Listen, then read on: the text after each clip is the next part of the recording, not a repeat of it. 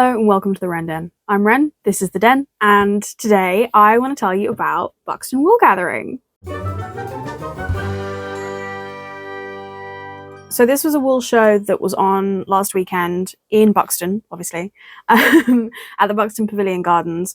Really gorgeous venue. Like, it's in this beautiful octagonal, I don't know how many sides it is, but big kind of circular, not circular room, and it's just set in these beautiful gardens, which, even though the weather wasn't amazing, it was dry enough that we still had a little walk around and saw some birds and stuff, and that was really cool. And it was a really fun event. In terms of review, the staff were all really nice. Everyone was just so nice and helpful, and like the atmosphere was really lovely. In terms of busyness, I think there was definitely a couple of points where it got a bit sort of choke pointy. The difficulty of, I think, the event being in this gorgeous like glass dome room, if you don't have square like right angles in the room, it makes it quite hard to have any kind of like grid pattern.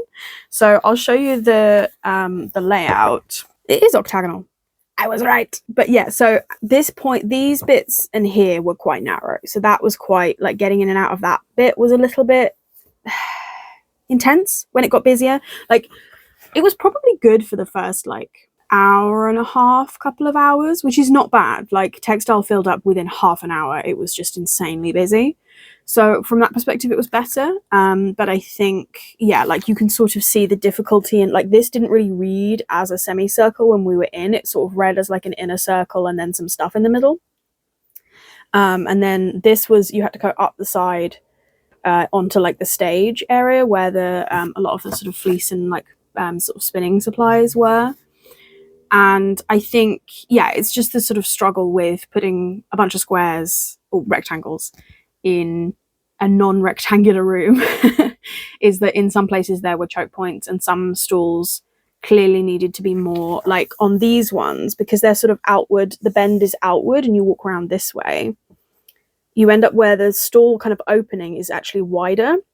So Lucy Locketland, I think, was round here somewhere, and they really needed that. Like, they were so popular, and if it had been a stall where you have to step into a square, I think it would have been a total nightmare to try and get in and out. But because it was more open, I think that worked a lot better. And some of the ones where they were on the outside edge and therefore you were kind of walking into a sort of walled space, I think that was a lot harder to navigate where it was really popular. And like, particularly, some people had tried to be so that you could like really go in and round stuff, which makes for a great sort of experience if there's not too many people. But if there is too many people, you're just always in the way, and it's a little bit tricky. So like, it wasn't too bad.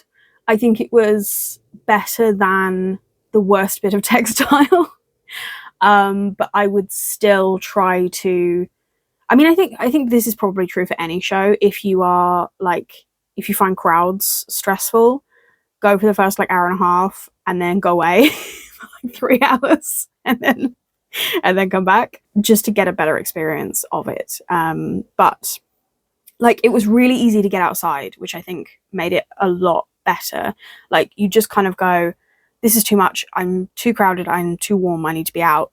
Instantly you're outside, like outside, not just outside the room, but like in these gardens with this river running through, and the daisies and the birds and these like gorgeous trees. And because it wasn't like a fantastic day weather-wise, it wasn't super busy out there, so it was just really gorgeous as a place to just kind of go and be like, whew, breathe. Okay, let's go back. In terms of stalls they had, I thought they had a decent variety. I think they had about 50 odd exhibitors. Just checking, yes. And it was a decent variety. There was a lot of sort of spinning and felting, like bats and materials and kits and things, which I don't do, more because I don't have the space to get into another hobby right now. If you're into that sort of thing, I think the wool gatherings would be excellent for you.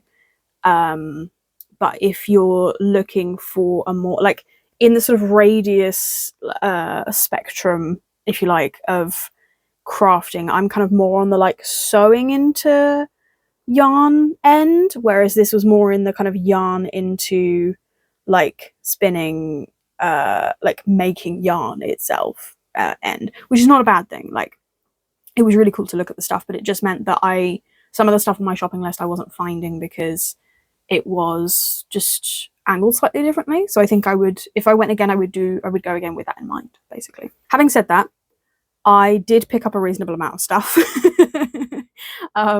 which feels like a lot, but a couple of things are gifts for other people, so they don't count because they come out of my gift budget, not my fun time budget. And several of the things I got at like a cheaper price, or like they were in the sale bucket and that sort of thing.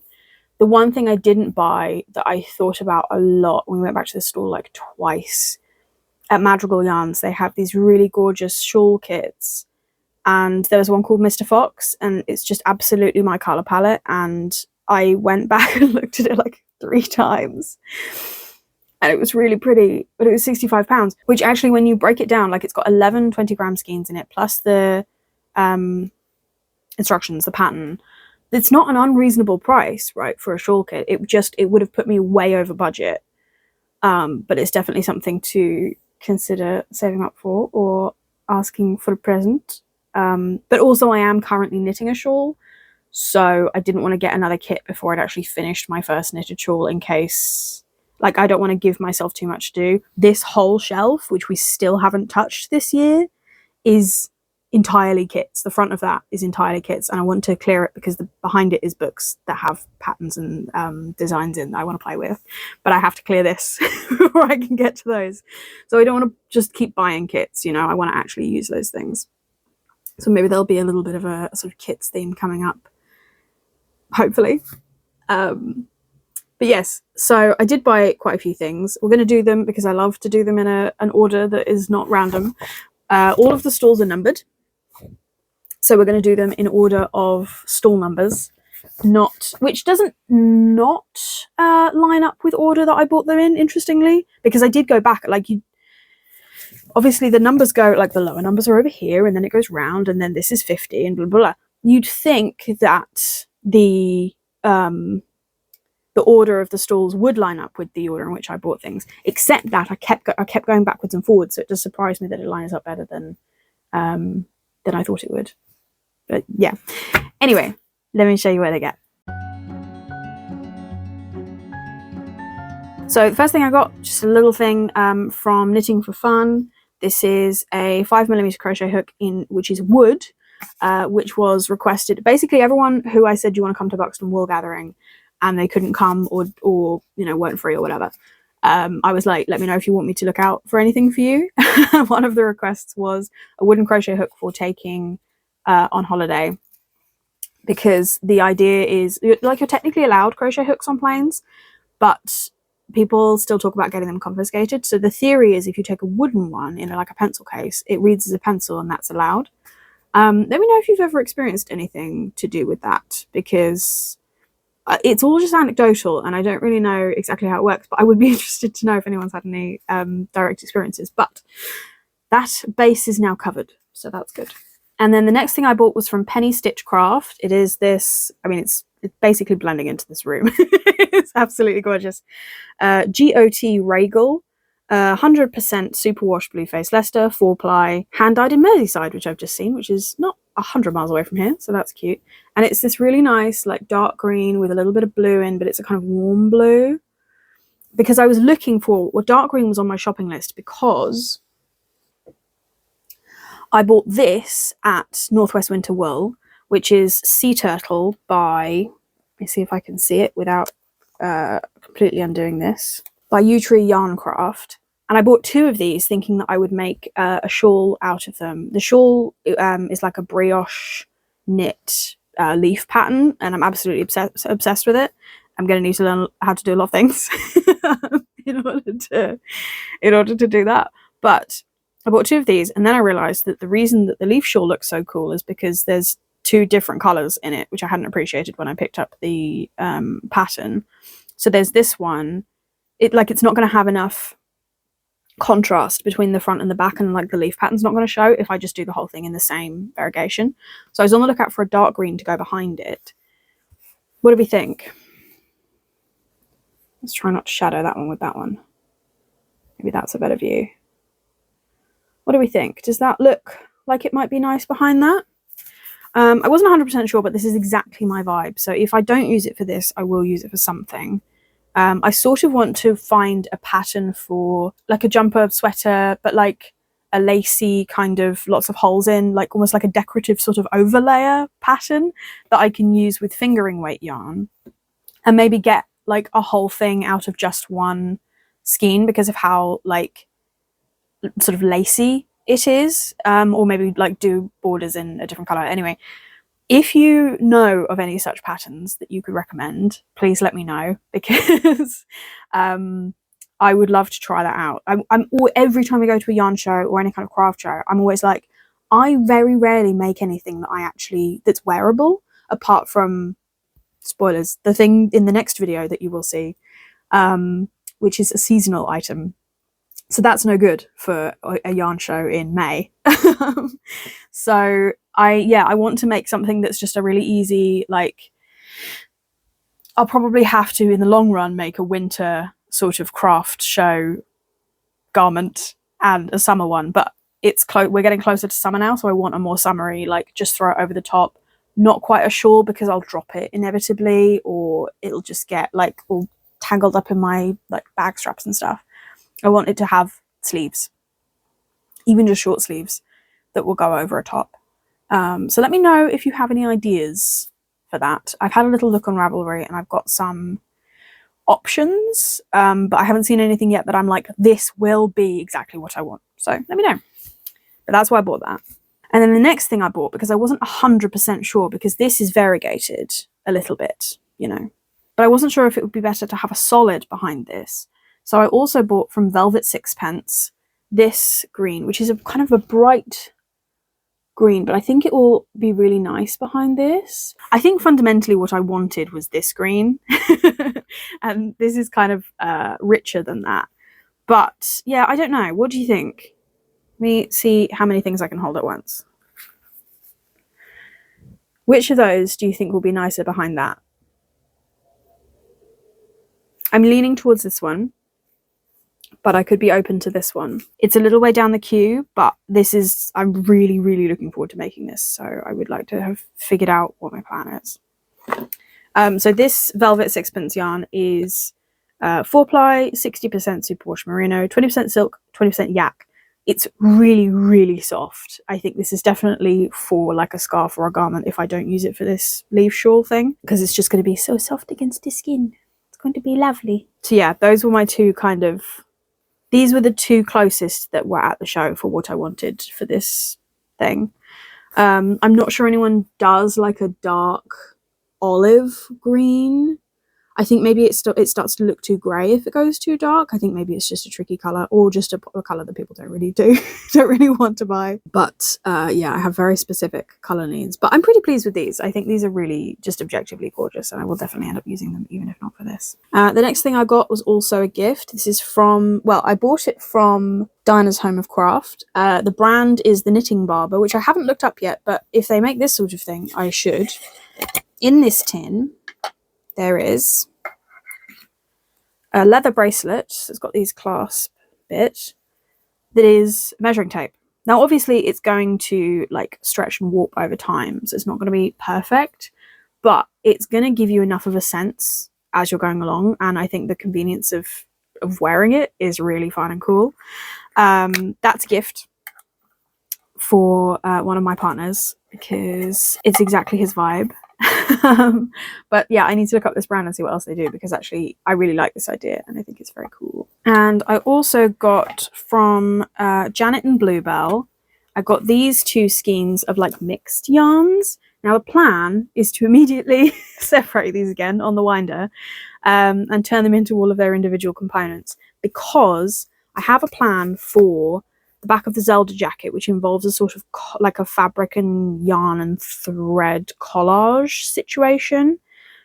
I'm still sort of working out the logistics of that, but I think that fulfills my need for sort of textured yarns for the sea, the sky, the land in that collage. So very pleased with those. These were £13 each. So that's quite a lot of texture for that price. So I'm quite pleased with that. And because I bought at Textile, you will have seen, I also got these and these are like sari silks. So I feel like that's enough material for me to be getting on with in terms of making that, or at least, sort of doing some experiments. But yeah, I'm basically going to unwind these into separate balls of all the textures. I think that's the easiest way to use them. And then from Rosie's Moments, now this was very much an impulse buy. I got this bundle of mini skeins. It works out as 100 grams still. This was £13, so very good deal for all of that. It is Falkland Superwash Merino, 25% recycled nylon, so that's pretty cool. And yeah, like, this was absolutely an impulse buy. I have no plan, but with those colours, like, it's very painterly. It's very sort of Monet kind of vibes. And I think anything I make out, that's going to be absolutely gorgeous. So that's 100 grams. So again, let me know if you have any patterns for 100 grams of fingering weight that's a sort of wearable thing, because I think this would be, I mean, this is just objectively going to be gorgeous no matter what. But yes, I could do with some help with ideas for that. I also got from All Wool That Ends Wool 2 undyed skeins of, these are basically sock yarn. It's 75% superwash merino, 25% nylon, 4-ply, because what I'm learning is the variegated yarn is excellent, but what you need is a sort of solid, like, clear contrast, because actually if you use two variegateds together, they either have to be super, super different, which is not really my vibe, or they're just going to blend in. So I thought if I get, and undyed yarn is cheaper as well than regular yarn. These were £12, like full price each. So I want to have some of this in stock. I've got an idea for a hat which has a compass on it, which is very cool, a very cool pattern, which I haven't bought yet because I didn't have the yarn for it. But my plan is to use this with one of the unallocated yarns that I bought from Northwest Winter Wool to make that hat. And I think that will be very pleasing. But I'll have plenty left over for things like socks and other sort of colourwork contrasty bits. So that kind of gets me sorted for that for quite a while.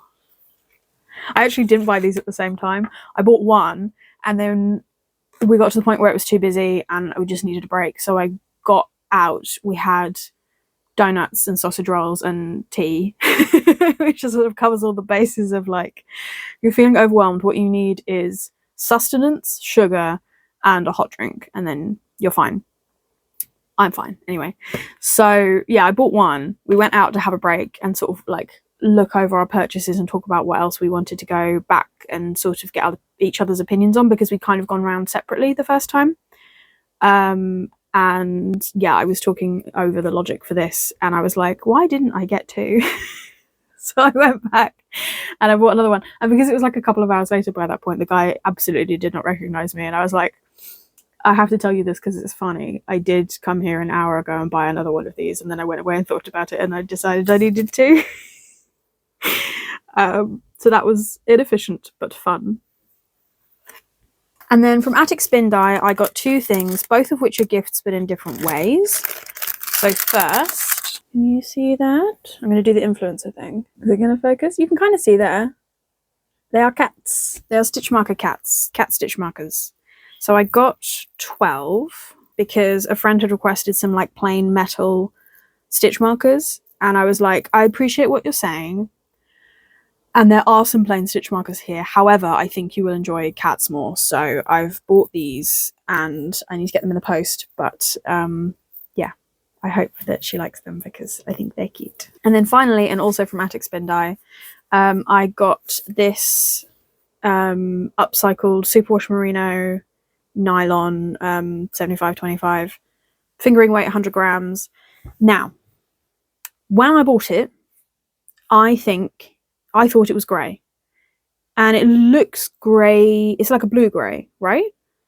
I'm asking your opinion in the knowledge that I'd have no idea what it's actually going to look like on the screen to you, because I'm filming on my phone and then I'm going to put it in the editing software and then that's going on YouTube, and I don't know how much color changes in between those steps. So with the full understanding that you might be seeing a different thing than I'm seeing, what do we think? Is that more grey or more blue? Because what I wanted was a really nice soft grey to make some socks for someone in my family. I still really like this, and I think it's still right for the job, but it is bluer in daylight than it was when I was at the store. So I'm not sure. I don't really know what else I would use it for, is also part of the problem. So I think I might just follow through on that and do socks. But if you feel that it is very not grey, help me. Help me decide what else to do with it, if not that as well. Because it's not really my colours, so it has to be gift. It has to be gift. Otherwise, it's not going to work. And I think that's everything. Let me check the list. Yes, that's everything that I bought. I went with both my partners and we each came back with a bag full of stuff. So we bought quite a lot.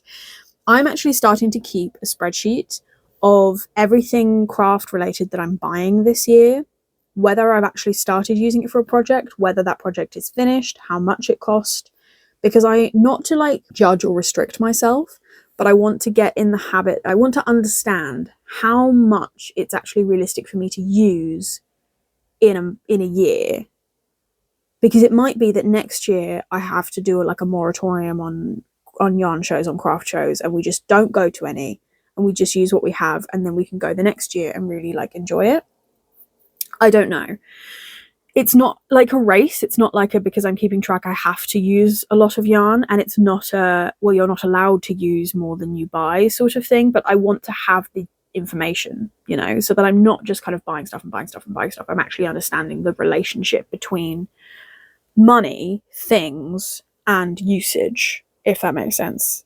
I recognize it's perhaps a little autistic of me to make a spreadsheet of my craft related purchases, but yeah, I think it will help me to make good choices. I do think I'm buying a lot this year, and I need to feel like I'm using it, because otherwise it's just stuff. Like, yarn hoards are great to look at if you're not the person who owns them. I find them quite stressful because they represent...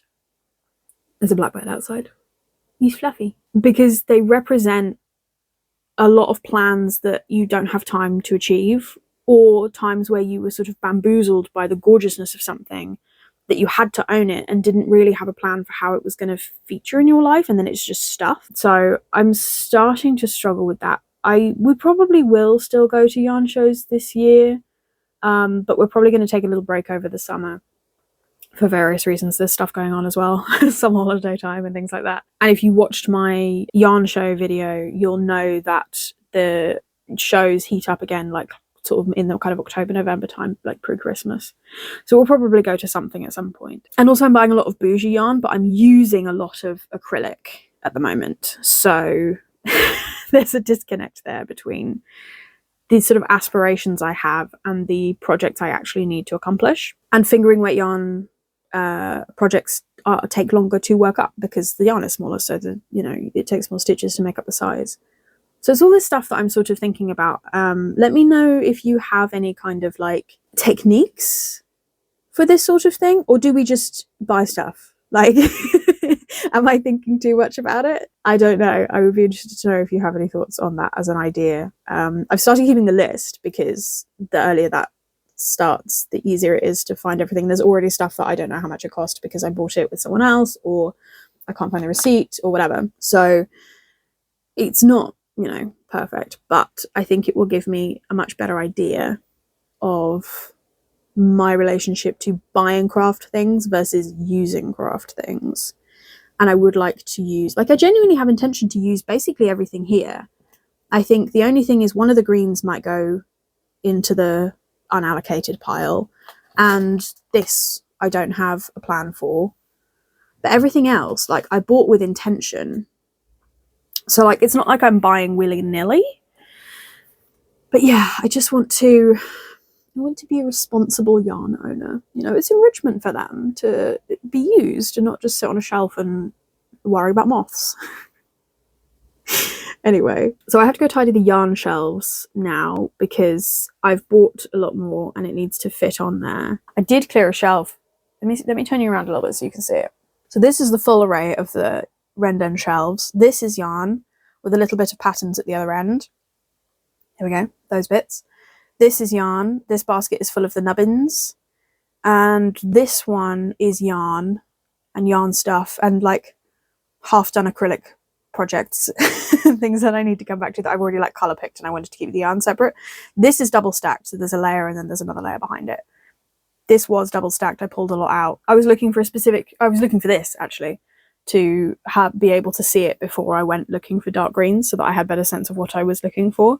So I pulled a lot of the stuff on this shelf, which was all the bougie yarns, out, and it's down here now.